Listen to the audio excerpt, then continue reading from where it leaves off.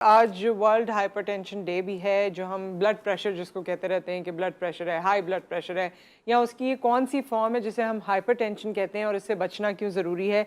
और इसके लिए पूरी दुनिया में आज के दिन सेमिनार होते हैं, वर्कशॉप्स होती हैं, अवेयरनेस कैंपेन्स होती हैं। Obviously as part of it हम ये चाहते हैं कि हमारे फोरम से भी ज़्यादा से ज़्यादा इन्फॉर्मेशन आपको पहुँचे। और अगर आपका इसके हवाले से कोई सवाल है तो आज हमारे पास बहुत ही रेलिवेंट गेस्ट मौजूद हैं जिनसे आप बात भी कर सकते हैं। हमारे साथ डॉक्टर आतिफ इकबाल खान मौजूद हैं जो कि कंसल्टेंट कार्डियोलॉजिस्ट हैं। अस्सलाम वालेकुम। सो डॉक्टर आतिफ, आपसे शुरू करते हैं। हाइपरटेंशन कौन सी फॉर्म है, या थोड़ा और इसको सिंप्लीफाई करने के लिए ताकि लोग इससे रिलेट कर सकें और हमें कॉल करके अपना मसला भी बयान कर सकें।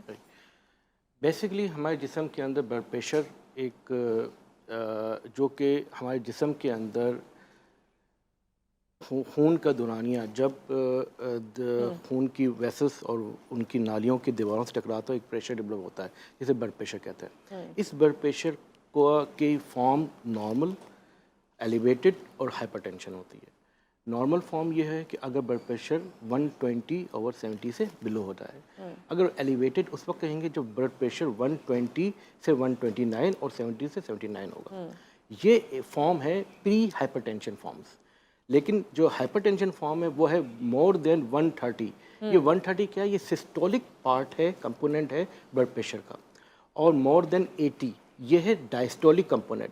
हम सिंपली ज़बान में ये कह दें कि ब्लड प्रेशर का जो ऊपर वाला ब्लड प्रेशर जिसे हम मालूम करते हैं ऊपर वाला और नीचे वाला, जो ऊपर वाला ब्लड प्रेशर है वो 130 से ऊपर होना चाहिए हो तो फिर हाइपरटेंशन कहते हैं। और अगर मोर देन 180 से ऊपर हो और नीचे वाला ब्लड प्रेशर तो उसे हम हाइपरटेंशन कहते हैं। अच्छा, कुछ लोगों का डॉक्टर साहब रहता ही इस तरीके से 140 के अराउंड रहता है और या उससे ज़्यादा भी बढ़ जाता है, लेकिन उनका नॉर्मल वो ये कंसिडर करते हैं कि 140 है और 80 से बढ़ा हुआ है 85 है या सो।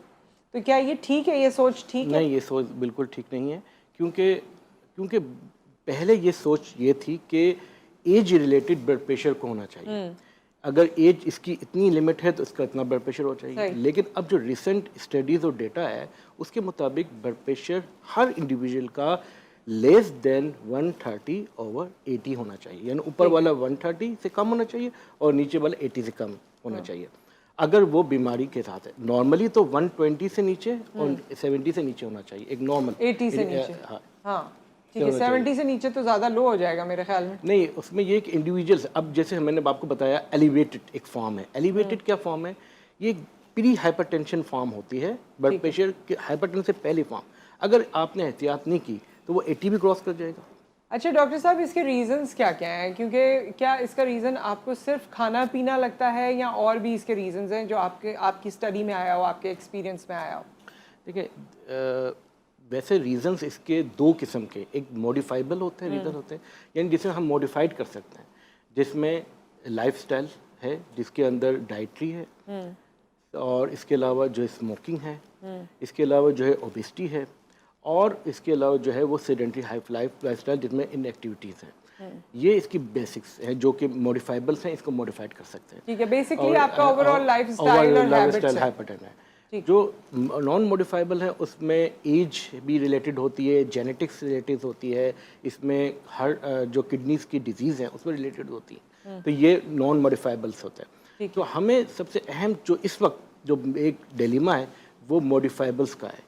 उस मॉडिफाइबल्स रिस्क फैक्टर्स में एक लार्ज पीपल्स जो उसमें इन्वॉल्व हैं और उसकी वजह से हाइपरटेंशन हो रही है। ठीक है, सवाल करना चाहते हैं आप इनसे? इनकी एज क्या है? एज क्या है आपके हस्बैंड? 39। ऑन एयर जवाब देंगे, ऑन एयर हम आपको जवाब देते हैं। Atiya, thank you so much for the call. जी अच्छा, इनमें यह है कि इनका जो ब्लड प्रेशर है वो बहुत हाई साइड पे है, जिसे हम यानी हाइपरटेंशन की वो फॉर्म जो स्टेज 2 हाइपरटेंशन से भी ज़्यादा है। तो इसमें हमें लाइफस्टाइल मॉडिफिकेशन के साथ साथ इनकी ड्रग्स थेरेपी और मेडिकेशन स्टार्ट कर देनी पड़ेगी। डॉक्टर साहब, पहले तो ये बताएं, जो इनको डायग्नोसिस दिया गया कि जी एक नस दब जाती है, चेक करते हुए तो फिर इतना बीपी हो जाता है, मैंने पहली दफ़ा सुना है। ये तो कोई ऐसा वो नहीं है, ऐसा हो सकता है, पॉसिबल है? ऐसा कोई पॉसिबिलिटी नहीं है कि नस दब जाती है।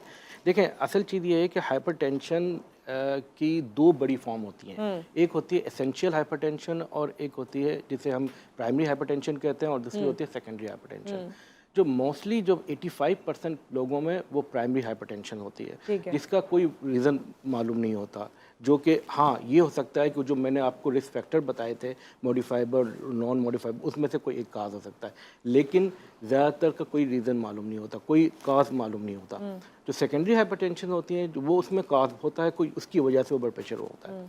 तो इसमें ये होता है कि हम इस जो पेशेंट्स जो क्योंकि एक साइलेंट किलर है जो कि उन्होंने बताया, कोई अलामतें नहीं है, यही होता है कि हाइपरटेंशन पेशेंट्स में कोई अलामत नहीं होती, उनकी स्क्रीनिंग की जाती है और उनका मॉनिटर किया जाता है। इस केस में हमें इनका मॉनिटर भी होगा ब्लड प्रेशर, लेकिन साथ में इनकी लाइफस्टाइल, इनकी डाइट, इनका साल्ट इनटेक, इनका जो है वो डेली एक्सरसाइज और तो ये सारी चीज करने के बाद डॉक्टर के पास यानी इस्लामाबाद में किस, ये नाम नहीं पूछ रही हूं आपसे, हाँ कार्डियोलॉजिस्ट के पास जाएंगे और वो ही इनको टेस्ट बताएंगे, और सारा कुछ इनको बताएंगे और पूरा इनको रिस्क फैक्टर, इनको मॉडिफाइबल रिस्क फैक्टर के बारे में बताएंगे और साथ में इनका लाइफस्टाइल बताएंगे और मेडिकेशन प्रेस्क्राइब करेंगे। ठीक है। और अतिया, ये जो बात कही गई है ना नस दबने वाली, इसको आप सीरियस ना लें, ये पता नहीं किस तरह का डायग्नोसिस हुआ है, बट जो डॉक्टर साहब रेकमेंड कर रहे हैं that you must go and see the cardiologist with your husband, और ऑब्वियसली वो फिर सारा लाइन ऑफ एक्शन बताएंगे कि क्या चीज़ कैसे करनी है। ठीक है, हम इसे ऑन एयर डिस्कस कर लेते हैं, डॉक्टर साहब से पूछते हैं। जी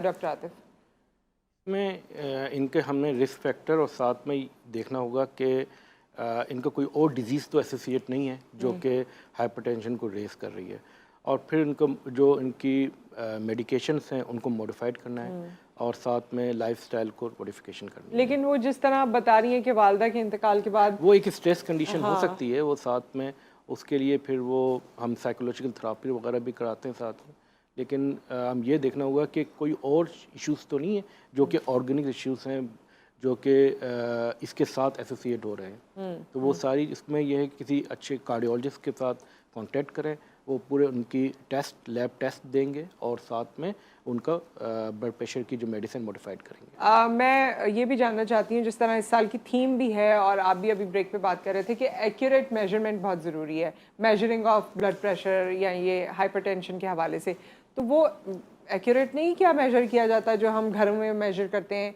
या अस्पताल जाके जो उसको मेजर किया जाता है, वो एक्यूरेट नहीं है? इससे आपकी क्या मुराद थी? देखें, एक्यूरेट मेजरमेंट के लिए कुछ पॉइंट्स ऐसे बताए गए हैं कि उनको फॉलो करना ज़रूरी है। अगर उनको फॉलो नहीं किया जाएगा तो क्या होगा कि ब्लड प्रेशर स्यूडो हाइपरटेंशन जो है, स्यूडो हाइपरटेंशन का मतलब ये होता है कि एक्चुअली ब्लड प्रेशर नहीं है, लेकिन उसको उस वक्त वो ब्लड प्रेशर रेज नज़र आएगा और रीडिंग रेज नज़र आएंगी। उसमें हमें कुछ चीज़ें जो हैं वो बहुत इंपॉर्टेंट हैं।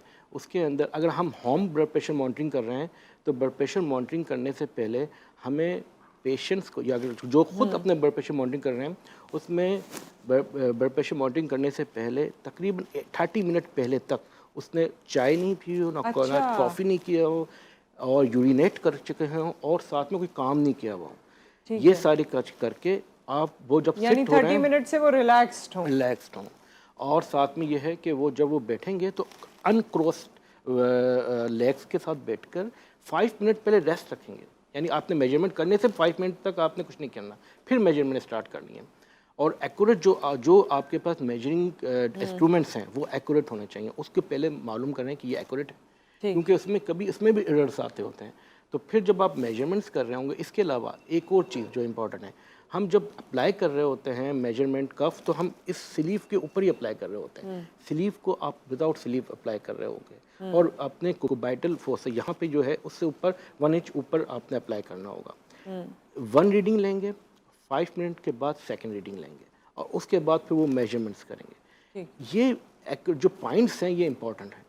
यही पॉइंट्स जो है आप जब कहीं पे क्लिनिक्स में जाते हैं तो फिर उनमें इन पॉइंट्स को भी फॉलो कराऊंगा। क्लिनिक्स में या हॉस्पिटल में तो वो गाड़ी पार्क करके दूर से भागते हुए हाँफते जा रहे हैं और फिर वहाँ बैठे हैं, फिर वहाँ दूसरा स्ट्रेस अलग है, फिर आप अंदर गए हैं। उसमें ये उसके बारे में उन्होंने ये कहा कि हाफ एन आवर आप ब्लड प्रेशर चेक नहीं करवाएं, हाफ एन आवर तक आप ब्लड प्रेशर को आप रिलैक्स हो। जब आप ब्लड प्रेशर चेक कराने जाएं तो आप उनसे बात ना करें, उनसे बात नहीं करें, उसके बाद फिर ब्लड प्रेशर चेक करवाएं, फिर आप एक अच्छा। और आधे घंटे पहले जो आपने कहा वो चाय कॉफी खाना सारी चीजें शामिल है ना? हाँ, सब शामिल। जो स्टडीज में देखा गया है वो ये देखा गया है कि 2 टाइम्स जो है डेज में वो इम्पोर्टेंस है। एक है मॉर्निंग का टाइम वो जब आप अर्ली मॉर्निंग में आपने मेडिकेशन ना ली हुई हो तो वो टाइम होता है तकरीबन 10 to 12 AM का, और सेकंड टाइम जो है वो है मिड टाइम मतलब 5 to 7 PM का। तो ये बेसिकली इन टाइम्स में अगर चेक किया जाए तो बेस्ट है for monitoring the blood pressure.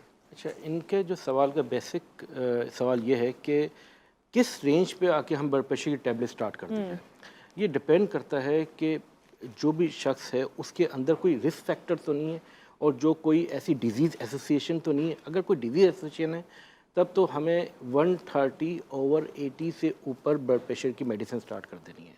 लेकिन अगर उसको कोई ऐसा रिस्क फैक्टर नहीं है और वो विदाउट रिस्क फैक्टर है और तो उसमें हमने रेंज 140/80 से ऊपर ब्लड प्रेशर की रेंज होती है, उसमें हम स्टार्ट करते हैं।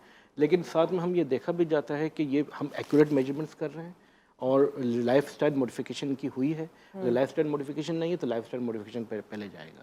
लाइफस्टाइल मॉडिफिकेशन के साथ फिर मेडिकेशन स्टार्ट की जाती है। अगर लाइफस्टाइल मॉडिफिकेशन से ब्लड प्रेशर कंट्रोल हो रहा है तो फिर मेडिकेशन की जरूरत नहीं होगी। ठीक है, और खाना पीना जो है वो आप लाइफस्टाइल तो ओवरऑल मॉडिफिकेशन लाइफस्टाइल में डाइटरी जो हैबिट्स हैं और डाइटरी है मॉडिफिकेशन वो बहुत इंपॉर्टेंट है। उसके अंदर आपने डिश डाइट्स जो हम कहते हैं उसके अंदर ये होता है कि हमने कुछ मखसूस ग़िज़ा है वो इस्तेमाल करनी है। मतलब ये है कि इसमें वेजिटेबल्स हैं, फ्रूट्स हैं, चिकन हैं, फ़िश हैं, नट्स हैं, ये इस्तेमाल करना है और फैटी चीज़ों से अवॉइड करना है। Thank you so much doctor साहब, आप हमारे साथ मौजूद रहे।